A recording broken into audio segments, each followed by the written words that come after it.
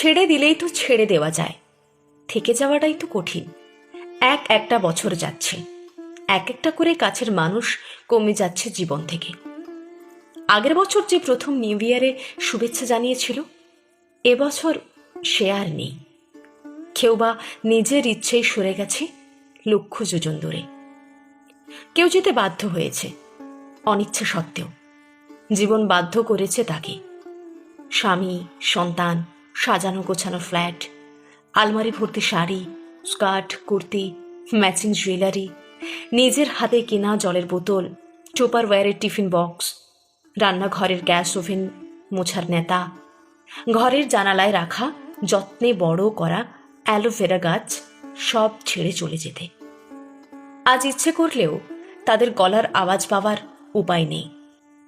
মনে আছে যখন বাবা বেঁচে ছিলেন, তখন সন্ধ্যায় অফিস থেকে ফিরে কিছুক্ষণ বাবার কাছে বসে যখন উঠে চলে আসতাম, তখন বাবা বলতেন, আর একটু বস না, আর চেয়ে থাকতেন আমার চলে যাওয়ার দিকে।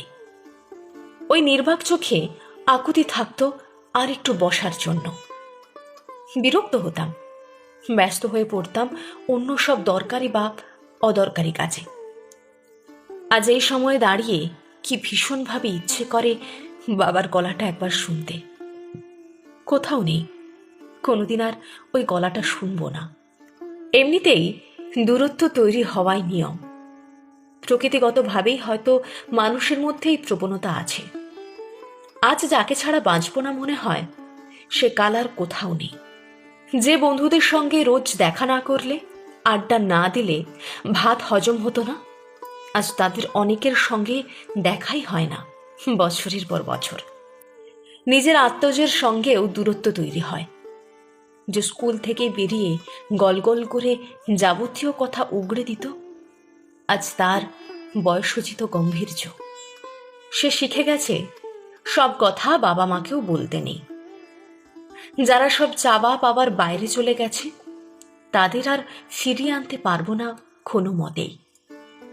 কিন্তু যারা আছে, যারা প্রিয় ছিল, সামান্য কিছু ভুল বোঝাবুঝিতে সরে গেছে, আমরাও আর তাদের ফিরিয়ে আনার চেষ্টা করিনি।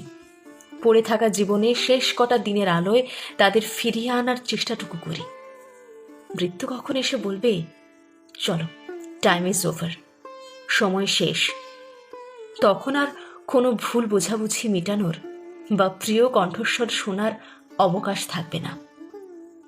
যে কদিন আছে, গল্পে, ভালোবাসায়, উদারতায়, সহানুভূতিতে দল বেঁধে ভ্রমণে ভালো থাকবেন সকলে, সকলকে নিয়ে। ছেড়ে দিলেই তো ছেড়ে দেওয়া যায়।